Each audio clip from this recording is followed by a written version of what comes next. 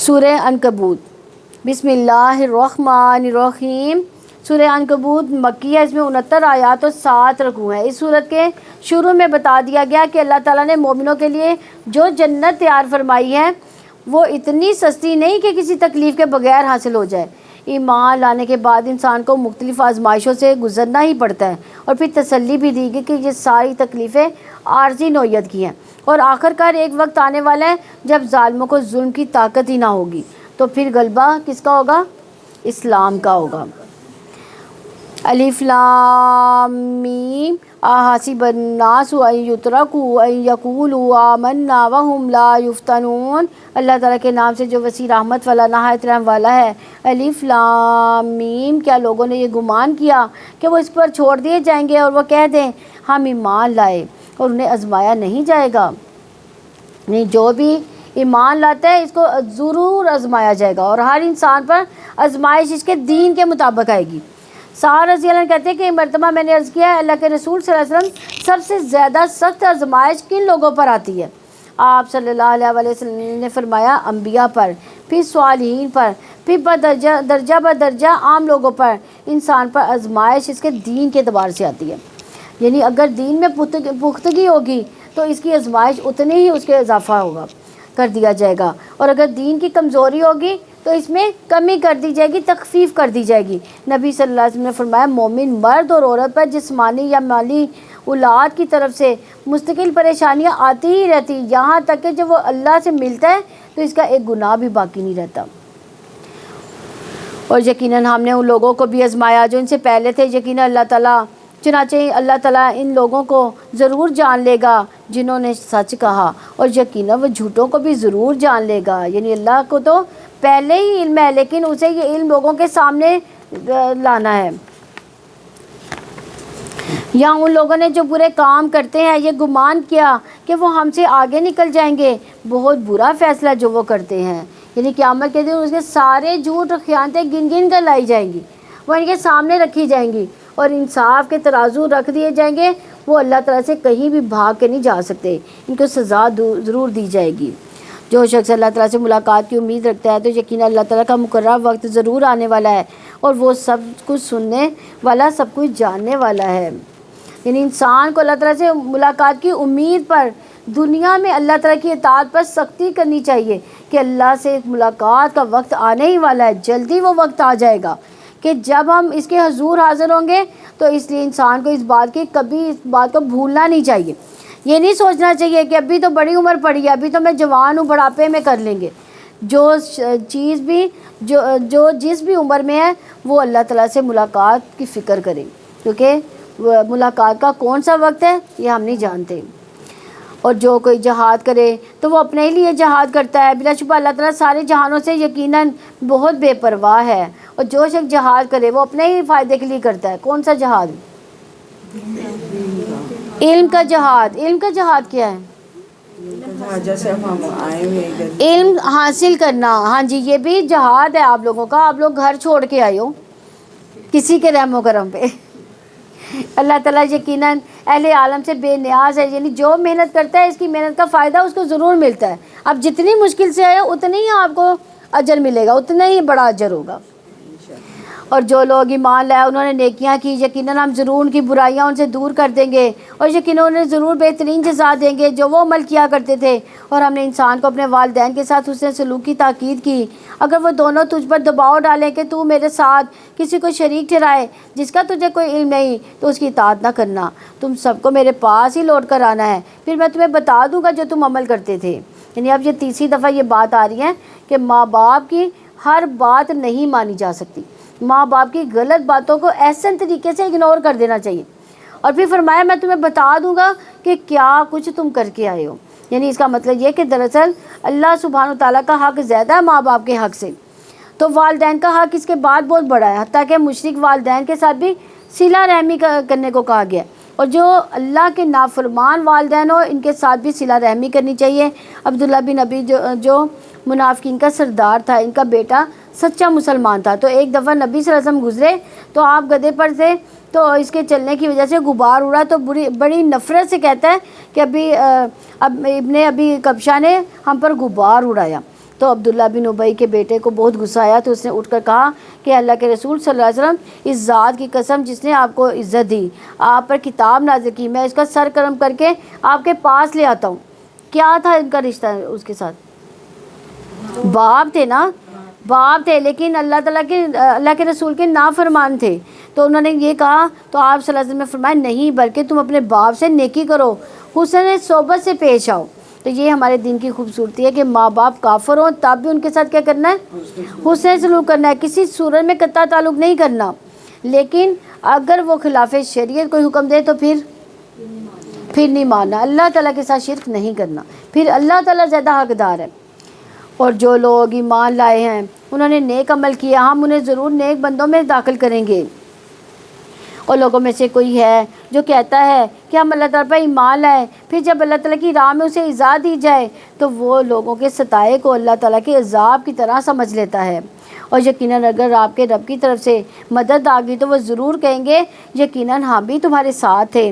اور کیا اللہ تعالیٰ ان کو زیادہ جاننے والا نہیں ہے جو سارے جہانوں کے سینوں میں ہے؟ یعنی دین کے راستے میں تھوڑی سی مشکل آتی ہے تو اس کا بہت بڑا پہاڑ اس کو سمجھ لیتا ہے۔ اور یقیناً اللہ تعالیٰ تو ضرور جان لے گا ان لوگوں کو جو ایمان لایا، یقیناً وہ منافقوں کو بھی ضرور جان لے گا۔ اور جن لوگوں نے کفر کیا انہوں نے ان لوگوں سے کہا جو ایمان لائے ہمارے راستے کی پیروی کرو، اور لازم ہے کہ ہم تمہاری خطاؤں کا بوجھ اٹھا لیں، حالانکہ وہ ان کی خطاؤں میں سے کچھ بھی ہرگز اٹھانے والے نہیں، بلا شبہ وہ یقیناً جھوٹے ہیں۔ اور یقیناً وہ ضرور اپنے بوجھ اٹھائیں گے اور اپنے بوجھوں کے ساتھ دوسرے بوجھ بھی، اور قیامت کے دن ان سے یقیناً ضرور پوچھا جائے گا جو وہ گھڑا کرتے تھے۔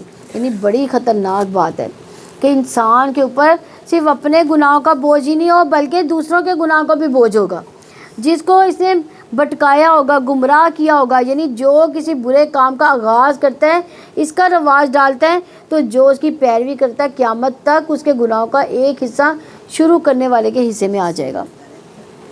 جیسے عمرو ابن لوہی نے مکہ میں جب بت پرستی کا آغاز کیا تھا تو جتنے لوگ بت پرستی میں گئے اس کے بعد دیکھی ان سب کے گناہ اس کے حصے میں آئے۔ یعنی جو ابتدا کرتا ہے گناہ کی اور اس کے بعد جو تقلیدی ہوتے ہیں ان کے سب کا گناہوں کا اثر اس پر آتا ہے۔ اور ہم نے نوح کو اس کی قوم کی طرف بھیجا تو وہ ان پر 50 کم 1000 سال رہا، پھر انہیں طوفان نے آ پکڑا اور وہی ظالم تھے، یعنی 950 سال۔ پھر ہم نے نوح کو اور کشتی والوں کو نجات دلائی، اسے جہانوں کے لیے ایک نشانی بنا دیا، اور ابراہیم کو بھیجا جب اس نے اپنی قوم سے کہا کہ اللہ تعالیٰ کی عبادت کرو، اسے ڈر جاؤ، یہی تمہارے لیے بہتر ہے اگر تم جانتے ہو اللہ تعالیٰ کی بجائے تم بتوں کی عبادت کرتے ہو اور تم جھوٹ کرتے ہو۔ یقیناً اللہ تعالیٰ کے سوا جن کی تم عبادت کرتے ہو وہ تمہیں رزق دینے کا اختیار نہیں رکھتے۔ سو اللہ تعالیٰ کے پاس سے رزق تلاش کرو، اس کی عبادت کرو، اسی کا شکر ادا کرو، اسی کی طرف تم واپس لائے جاؤ گے۔ اگر تم جھٹلاتے ہو تو تم سے پہلے بھی بہت سی قومیں جھٹلا چکی، اور رسول پر صاف صاف پیغام پہنچا دینے کے سوا کوئی ذمہ داری نہیں۔ اور کیا انہوں نے نہیں دیکھا کہ اللہ تعالیٰ کس طرح تخلیق کی ابتدا کرتا ہے، پھر وہ اس کا آدھا کرے گا۔ آدھا سے کیا مراد ہے؟ دوبارہ پیدا کرے گا۔ یقیناً یہ اللہ تعالیٰ پر بہت ہی آسان ہے۔ آپ کہتے ہیں کہ زمین میں چلو پھرو، پھر دیکھو کہ اس نے کس طرح تخلیق کی ابتدا کی، پھر اللہ تعالیٰ ہی اسے دوسری بار پیدا کرے گا۔ یقیناً اللہ تعالیٰ ہر چیز پر پوری طرح قدرت رکھنے والا ہے۔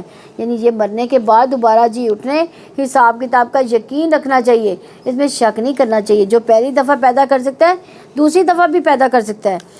وہ جسے چاہتا ہے سزا دیتا ہے اور جس کو چاہتا ہے رحم کرتا ہے، اور اسی کی طرف تم لوٹائے جاؤ گے۔ وہ تم نہ زمین میں عاجز کرنے والے ہو نہ ہی آسمان میں، اللہ تعالیٰ کے سوا تمہارا کوئی دوست اور کوئی مددگار نہیں۔ اور جن لوگوں نے اللہ تعالیٰ کی آیات سے ملاقات کا انکار کیا، یہی لوگ میری رحمت سے مایوس ہو گئے، اور یہی لوگ ہیں جن کے لیے دردناک عذاب ہے۔ پھر اس کی قوم کا جواب اس کے سوا کچھ نہ تھا کہ انہوں نے کہا قتل کر دو اسے یا جلا دو اس کو، چنانچہ اللہ تعالیٰ نے اسے آگ سے نجات دی۔ بلا شبہ اس میں ان کے لیے یقیناً نشانیاں جو ایمان لاتے ہیں۔ اور اس نے کہا کہ تم نے دنیا کی زندگی میں اللہ تعالیٰ کے سوا بتوں کو معبود بنایا، دنیا کی زندگی میں اپنے درمیان دوستی کی وجہ سے قیامت کے دن تم میں سے کوئی کسی دوسرے کا انکار کرے گا اور تم میں سے کوئی دوسرے پر لعنت کرے گا، اور آگ تمہارا ٹھکانہ ہوگی، تمہارے لیے کوئی مددگار نہ ہوگا۔ یعنی آپ دیکھیں کہ دنیا میں عموماً لوگوں کی باہمی دوستیاں، تعلقات، محبتیں کس بنیاد پر ہوتی ہیں؟ یعنی کوئی نہ کوئی کامن گراؤنڈ ضرور ہوتی ہے، یعنی بزنس ہوتا ہے یا ہابیز ہوتی ہیں، کوئی اسپورٹس وغیرہ، کوئی بھی چیز جو کچھ لوگوں کے بیچ میں ایک جیسی ہوتی ہے. تو لوگ مل کر تاش بھی کھیلتے ہیں، بعض اس کا آپس میں دوستیاں ان کی بڑھ جاتی ہیں. کچھ لوگ آپس میں مل کر کوئی اور گیم کھیلتے ہیں، کچھ اکٹھے چرچ چلے جاتے ہیں، کچھ لوگ اکٹھے مندر جاتے ہیں، کچھ مسجد میں چلے جاتے ہیں. تو جو لوگ انہی کے ساتھ جا کر ملتے ہیں جن کے طور طریقے ان کے جیسے ہوتے ہیں. مومن دنیا میں کسی سے بھی محبت کرتا ہے، اس کے پیچھے اس کی کیا ہوتی ہے؟ اللہ کی خاطر وہ دوستی کرتا ہے، اللہ کی خاطر وہ دشمنی کرتا ہے. وہ دنیاوی اغراض و مقاصد و مفادات کی خاطر محبت نہیں کرتا. یہی محبت بے لوث محبت ہوتی ہے. اب دیکھیں ہمارا اور آپ کا کیا تعلق ہے؟ کوئی تعلق ہے؟ یہ قرآن کا ہی تعلق ہے. تو یہی دوستیاں جو ہے سب سے افضل ہے، جو اللہ کی خاطر دوستی کی جائے. تو یہی محبت بے لوث محبت ہے. جیسے فرض کریں کہ کسی سے اس کے مال کی وجہ سے اگر میں محبت کرتی ہوں، تو جب اس کے پاس مال نہیں ہوگا تو کیا ہوگا؟ میری محبت رہے گی اس سے؟ نہیں رہے گی. وہ مال جب جائے گا تو میری محبت بھی ختم ہو جائے گی. لیکن ایک مومن کا کسی مومن سے تعلق اس کی جاب کے اچھا ہونے کی وجہ سے یا مال کی وجہ سے نہیں ہوتا، نہ خوبصورت گھر کی وجہ سے ہوتا ہے. کس وجہ سے ہوتا ہے؟ دین کی وجہ سے ہوتا ہے. اور یہ محبت، یہ تعلق آخری وقت تک اس کو اس کے ساتھ جوڑے رکھتا ہے. اور مال چاہے چلا بھی جائے، چاہے وہ کنگال بھی ہو جائے، لیکن اس کی دوستی پکی ہی رہتی ہے. اس لیے آتا ہے کہ قیامت کے دن سب ایک دوسرے کے دشمن بن جائیں گے سوائے متقین کے. جو متقی ہوں گے، جو آپس میں اللہ کی خاطر محبت کرتے ہوں گے، ان کی دوستی قائم رہے گی. باقی سب جو ہے بکھر جائیں گے، کیونکہ متقین کا تعلق تقویٰ کی وجہ سے تھا، دین ایمان کی وجہ سے تھا، قرآن کی وجہ سے تھا. تو کتنا بڑا فرق ہے اس میں. پھر بھی ہم دنیا کی حقیقت کو نہیں سمجھتے اور دین کو اہمیت نہیں دیتے، دین کی وجہ سے دوستی کو اہمیت نہیں دیتے. آپ دیکھیں ہمارا جو لائف سٹائل ہے، ہم جب لوگوں سے معاملہ کرتے ہیں تو اسے ہماری پہچان ہوتی ہے، ہماری جو ہے نا، یعنی ہم جیسے رشتے کے لین دین کی بات ہو، عام طور پر کسی کا دین کم ہی دیکھا جاتا ہے رشتے میں. آپ اپنی بیٹی کا یا بیٹے کا رشتہ دیکھنے جاتے ہیں، کیا چیز دیکھتے ہیں؟ اسٹیٹس دیکھتے ہیں، حسب نسب دیکھتے ہیں، مالداری دیکھتے ہیں، کہتے ہیں یہ جاب اس کی ہے یا نہیں ہے، یہی دیکھتے ہیں نا. تو اگر آپ دینداری کو دیکھ کر اسے کرتے ہیں، چاہے کہ وہ نہ بھی مالدار ہو، تو اللہ تعالیٰ اس کے نکاح کی وجہ سے اس میں برکت ڈال دے گا. تو جو دین کے سامنے رکھ کے تعلق قائم کرے گا، اس کو دنیا بھی مل جائے گی اور اس کے قسمت میں اللہ تعالیٰ سب کچھ لکھ بھی دے گا. کیونکہ رزق انسان کو اس طرح ڈھونڈتا ہے جیسے موت انسان کو ڈھونڈتی ہے. تو رزق مل جائے گا، رزق اللہ کے ہاتھ میں ہے. ہاں امتحان ہو سکتا ہے وقتی طور پر، تنگی ہو سکتی ہے، لیکن اللہ تعالیٰ اس تنگی کو دور کر دے گا. تو یہاں دیکھنے کی بات ہے کہ انسان کی جو ہے یعنی اس کی کیا پیورٹیز کیا ہیں. وہ آخرت کو اہمیت دیتا ہے یا صرف دنیا کو اہمیت دیتا ہے؟ اگر وہ صرف دنیا کو دیا تو قیامت کے دن ایک دوسرے کا انکار انسان کہے گا کہ میں نہیں جانتا اس شخص کو، اور اس نے مجھے بہکا دیا تھا، یہ غلط کام کرتا تھا تو میں بھی اس کے راستے پہ چل پڑا. جیسے بچوں کو سگریٹ اور نشے کی عادت کہاں سے پڑتی ہے؟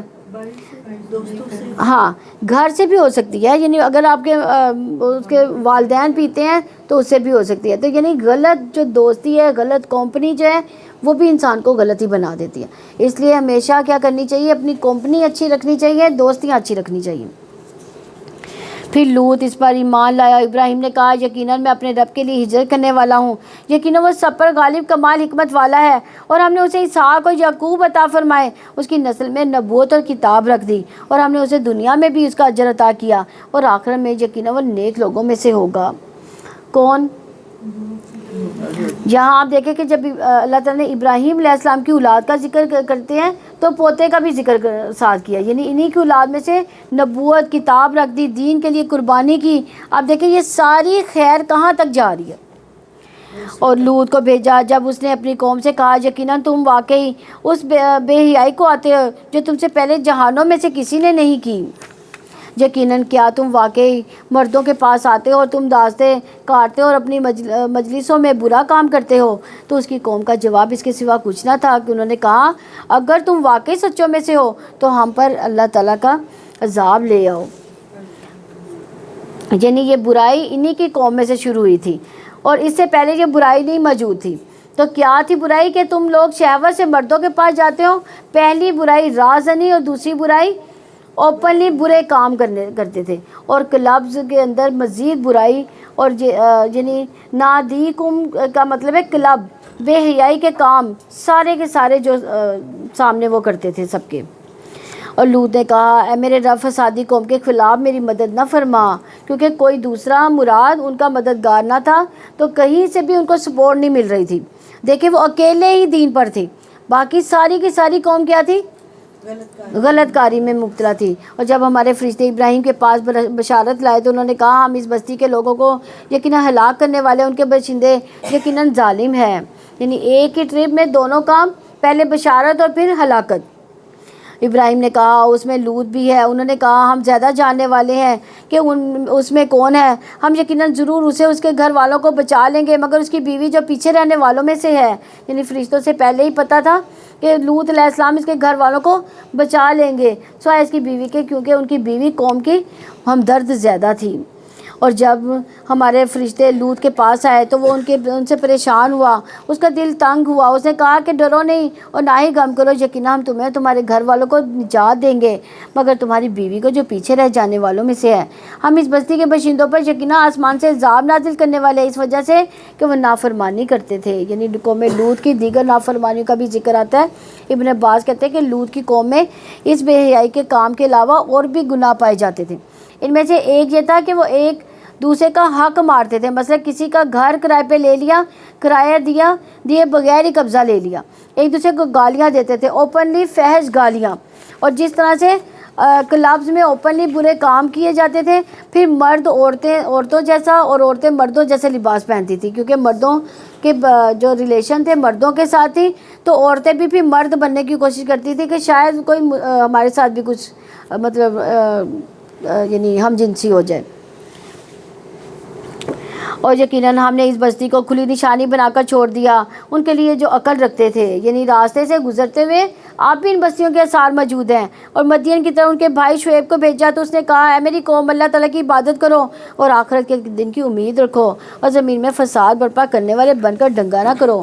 تو انہوں نے اسے جھٹلا دیا تو ایک زلزلے نے انہیں پکڑ لیا، تو وہ اپنے گھروں میں ہی اوندے پڑے رہ گئے۔ اور عاد اور سمود کو ہم نے ہلاک کر دیا، اور تم پر ان کے رہنے کی جگہ واضح ہو گئی، اور شیطان نے ان کے اعمال کو ان کے لیے خوشنما بنا دیا تھا، بس انہیں راہ راست سے روک دیا، حالانکہ وہ سمجھدار لوگ تھے۔ یعنی انہیں راہ حق سے روک دیا، یہ تھا ان کا قصور، یہ تھا ان کا مسئلہ کہ حق سے رک گئے تھے، حالانکہ وہ بہت ہی سمجھدار لوگ تھے۔ کہ آپ سوچئے جنہوں نے اتنے بڑے بڑے گھر بنائے، پہاڑوں کو تراشا، بہت بڑے بڑے پلرز انہوں نے تعمیر کیے، بلند محلات تعمیر کیے، تو وہ کیا معمولی لوگ ہوں گے؟ دنیاوی معاملات میں انتہائی سمجھدار، لیکن شیطان نے ان کے کاموں کو ان کے لیے خوشنما بنا دیا، وہ اپنے آپ کو عقل کل سمجھنے لگے، پیغمبر کی بات کو چھوٹا سمجھ کر جھٹلا دیا گیا۔ اور قارون اور فرعون اور ہامون کو ہم نے ہلاک کیا، اور بلا شبہ یقیناً موسیٰ اس کے پاس کھلی نشانیاں لے کر آئے تھے، تو انہوں نے زمین میں تکبر کیا، حالانکہ وہ سب کا لے جانے والے تھے۔ یعنی یہاں تکبر کی بات، تو ہر ایک کو ہم نے اس کے گناہ میں پکڑا، پھر اس میں سے بعض پر ہم نے پتھر زدہ ہوا بھیجی، اور میں سے بعض کو زبردست چنگار سے پکڑ لیا، اس میں بعض کو ہم نے زمین میں دھسا دیا، ان میں سے بعض کو ہم نے غرق کر دیا۔ اللہ تعالیٰ ایسا نہیں تھا کہ ان پر ظلم کرتا، مگر اپنی جانوں پر وہ خود ہی ظلم کرتے تھے۔ جن لوگوں نے اللہ تعالیٰ کے سوا دوسرے سرپرست بنا رکھے ہیں، ان کی مثال مکڑی جیسی ہے جو ایک گھر بناتی ہے، اور یقیناً سب گھروں سے زیادہ کمزور گھر مکڑی کا ہے۔ اگر وہ جانتے ہوتے تو یہاں مکڑی کے اندر ایک ایسا مادہ ہوتا ہے جو اس کے منہ سے نکلتا ہے، تو ایک بار دھاگا بنتا ہے تو جو بال سے زیادہ یعنی 20 گنا زیادہ باریک ہوتا ہے، یعنی ایک ایوریج نارمل بال جتنا ہوتا ہے تو جو اس کے 20 گنا زیادہ اسے باریک لگا لیں۔ اب اس باریک دھاگے سے جو گھر بنتا ہے اس کو کون سہارا دے سکتا ہے اور کون اس کو تباہ ہونے سے بچا سکتا ہے؟ اس لیے کہا کہ غیر اللہ کے سارے مکڑی کے جالے مکڑی کے گھر سے بھی زیادہ کمزور ہیں، وہ تمہیں نہیں سنبھال سکتے، تمہیں نہیں سہارا دے سکتے۔ تو یہ مثال اللہ نے ان لوگوں کے لیے بیان کی ہے جو اللہ کے علاوہ باطل معبود بنا لیتے ہیں، جو ان کے نفع نقصان نہیں پہنچا سکتے، جیسا کہ مکڑی کا گھروندہ انسان کو نہ سردی سے بچاتا ہے نہ گرمی سے، نہ اس کے رہنے والوں کو کوئی جگہ دیتا ہے۔ یقین اللہ تعالیٰ ان تمام چیزوں کو جانتا ہے جنہیں وہ اللہ تعالیٰ کے سوا پکارتے ہیں، اور وہ سب پر غالب کمال حکمت والا ہے۔ اور یہ مثالیں ہیں جو ہم لوگوں کے لیے ہی بیان کرتے ہیں، اور انہیں ہم علم رکھنے والوں کے سوا کوئی نہیں جانتا۔ نہیں سمجھتا۔ اللہ تعالیٰ نے آسمان اور زمین کو برحق پیدا کیا، یقیناً اس میں ایمان والوں کے لیے ایک نشانی ہے۔ الحمدللہ ہمارا یہ پارہ کمپلیٹ ہوا۔ اللہ تعالیٰ اس کو سمجھنے، اس پر عمل کی توفیق عطا فرمائے، اور اللہ تعالیٰ ہمیں یہاں پہ پڑھنا، پڑھانا اور سننا سنانا آسان فرمائے۔ اللہ تعالیٰ ہمیں نمازی پڑھنی آسان فرما دے۔ یا ارحم الراحمین، ہم تیرے آگے ہاتھ پھیلائے اللہ، تجھ سے دعا کرتی ہیں اللہ، ہم سب سے قبول فرما لینا۔ یا ارحم الراحمین، جو ہم نے سنایا اللہ، یہاں پہ آئے اللہ، جتنے قدم چل کے آئے اللہ، تو قبول فرما لینا، ہماری یہ نیکیوں میں لکھ دینا۔ یا ارحم الراحمین، اس میں کوئی ریاکاری نہ ہو، یا ارحم الراحمین کوئی دکھاوا نہ ہو، یا ارحم الراحمین ہم سے معاف فرما دینا۔ اگر کوئی دکھاوا ہم نے کیا ہو اللہ، کوئی ریاکاری ہو گئی ہو اللہ، تو معاف کر دینا، اللہ تو معاف کر دینا، اللہ تو قبول فرما لینا۔ اللہ ہم بڑے گناہ گار، بڑے سیاکار، اللہ ہمارے گناہ کو معاف فرما دینا۔ یا ارحم الراحمین، جو چھپ کے گناہ کیے، جو ظاہر، جو پوشیدہ اللہ، جن کو تو جانتا ہے ہم نہیں جانتے اللہ، سارے گناہ معاف فرما دینا۔ اللہ رات کی تاریکیوں میں کیے گئے گناہ یا دل کے جو اجالے میں کیے گئے گناہ اللہ، تو سب معاف فرما دینا۔ یا ارحم الراحمین، آخر میں ان گناہوں کی وجہ سے رسوا نہ کرنا اللہ، تو ہمیں رسوا نہ کرنا۔ یا ارحم الراحمین، اپنی رحمت فرما دینا اللہ، آپ ہمارے گھروں میں اپنی رحمت عطا فرما دے اللہ، اپنی برکتیں عطا فرما دے، ہم سب پر اپنی رحمت عطا فرما دے، اپنا فضل، اپنا کرم فرما دے۔ یا ارحم الراحمین، ہمیں اس قرآن سے جوڑ دے اللہ، ہمارے دلوں کو اس قرآن سے جوڑ دے اللہ، ہمیں اس کی بہاریں لوٹنے کی توفیق عطا فرما دے۔ یا ارحم الراحمین، ہم دین کا کام کرتے ہی رہیں اللہ، ہم سب کو دین کے راستے پہ لگا دے۔ یا ارحم الراحمین، ہم نہیں کر سکتے اللہ، تو ہم سے کروا لے۔ یا ارحم الراحمین، تو ہم سے یہ کام کروا لے۔ یا ارحم الراحمین، ہمیں جو پریشان ہے اللہ، ان کی پریشانیاں دور فرما دے، جو بیمار ہے اللہ، ان کی بیماریوں کو راحتوں میں بدل دے اللہ، آسانیاں فرما دے اللہ، ان کی بیماریوں کو صحت میں بدل دے۔ یا ارحم الراحمین، جن کے والدین زندہ ہے اللہ، ان کو اپنے والدین کی خدمت کرنے کی توفیق عطا فرما دے اللہ، ہمارے بچوں کو بھی ہمارا فرما بردار بنا دے۔ یا ارحم الراحمین، ہمارے بچوں کو نیک کر دے۔ یا ارحم الراحمین، ان کو اچھے روزگار عطا فرما دے اللہ، ان کے اچھے بر عطا فرما دے، ان کی اچھی قسمتیں عطا فرما دے اللہ۔ یا ارحم الراحمین، ان کے دل بھی اپنے ساتھ جوڑ لے۔ یا ارحم الراحمین، ہمارے جو پیارے دنیا سے چلے گئے اللہ، ان کو جنت فردوس عطا فرما دے اللہ، ان کی قبروں میں جنت کی ٹھنڈی ہوائیں فرما دے۔ یا ارحم الراحمین، ان کو جنت کی کیاریوں میں سے کیاری بنا دے ان کی قبروں کو۔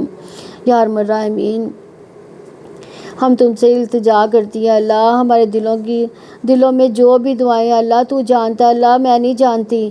یا ارحم الراحمین، جتنے بھی یہاں پہ موجود ہیں اللہ، جن کی جو دعائیں اللہ، تو سب کی دعائیں قبول فرمانا اللہ، سب کی مرادیں پوری کرنا۔ یا ارحم الراحمین، سب کی مرادیں پوری کرنا اللہ، ہم سب کو زیادہ سے زیادہ ایسی محفلیں اٹینڈ کرنے کا مواقع دینا اللہ، زیادہ سے زیادہ اس میں شرکت کی توفیق عطا فرمانا۔ یا ارحم الراحمین، شیطان کے شر سے دور فرمانا۔ یا ارحم الراحمین، شیطان ہمیں نیکیاں نہیں کرنے دیتا اللہ، برائیوں کی طرف رغبت دلاتا ہے اللہ، ہم اس کے مقابلے کی طاقت نہیں رکھتے اللہ، تو ہمیں اپنی پناہ میں لے لے۔ یا ارحم الراحمین، اس کی ہمزات سے ہمیں پناہ میں لے لے اپنی۔ یا ارحم الراحمین، ہم سب کے دلوں سے کینہ، حسد، بغض، نفاق جیسی بیماریاں دور فرما دے اللہ، ہم سب کو ایک دوسرے کے دل ہمارے ساتھ جوڑ دے اللہ، ہم سب میں محبت عطا فرما دے اللہ، ہمیں اپنے گھروں سے محبت عطا فرما دے اللہ، اپنے بچوں سے محبت اللہ، ہم اپنے رشتہ داروں سے محبت کریں اللہ، اچھے رشتہ دار عطا فرما دے۔ یا ارحم الراحمین، اچھے ہمسائے عطا فرما دے، ہم سب کے دل ایک محبت میں جڑ جائیں۔ یا ارحم الراحمین، ایمان کی دولت سے جڑ جائیں یا اللہ، ایمان والی زندگی، ایمان والی موت عطا فرمانا اللہ، دنیا کی بھی بھلائیاں عطا فرمانا، آخرت کی بھی بھلائیاں عطا فرمانا۔ یا ارحم الراحمین، جب دنیا سے جائیں تو کلمہ نصیب فرمانا۔ یا ارحم الراحمین، آخری وقت میں جب حالت نظام میں ہوں گے اللہ، اپنا کلمہ عطا فرمانا۔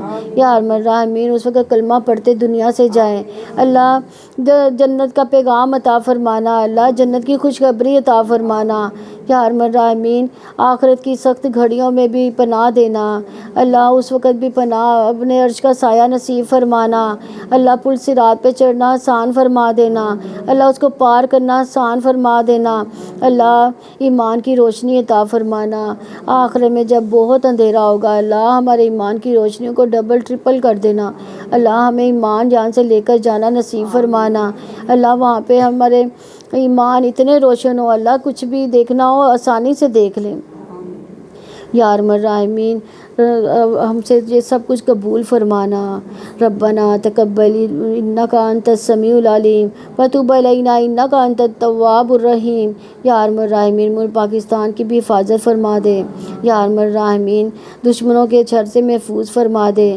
اللہ ہماری افواج کی بھی مدد فرما، یا ارحم الراحمین ہماری افواج کی بھی مدد فرما، اللہ ہمارے اچھے حکمران ہمیں عطا فرما، یا ارحم الراحمین اچھے حکمران عطا فرما، ہمارے پاکستان کو ایمان کی دولت عطا فرما، اللہ اسلام پر عمل پیرا کرنے کی توفیق عطا فرما، صلی اللہ علی نبی محمد وآلہ وصحبہ اجمعین، سبحانک اللہم وبحمدک نشہد ان لا الہ الا انت نستغفرک واتوب الیک، السلام علیکم ورحمۃ اللہ وبرکاتہ۔